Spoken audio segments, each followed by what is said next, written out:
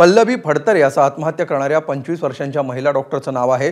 कुलदीप सावंत नावाच्या एका व्यक्तीनं तिची फसवणूक केली आहे। पहिलं लग्न झालं असताना सुद्धा कुलदीपनं ऑनलाईन वधूवर सूचक वेबसाईटवर अविवाहित असल्याचं भासवलं। पल्लवीला लग्नाचं आमिष दाखवत तिच्याकडून 10 लाख रुपये घेतले।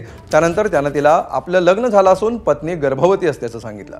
हा मानसिक धक्का सहन न झाल्यामुळे पल्लवीनं आत्महत्या करत टोकाचं पाऊल उचललं। क्लिनिकमध्येच विषारी औषध पिऊन तिनं आत्महत्या केली आहे।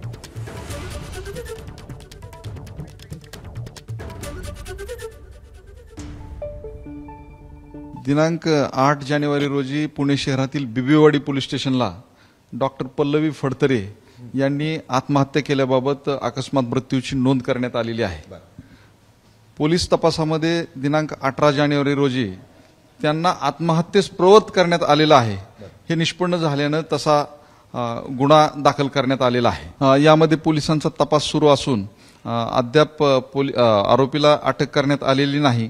लवकरच आम्ही आरोपीला ताब्यात घेऊन पुढील तपास करत आहोत। एबीपी माझा, उघडा डोळे बघा नीट।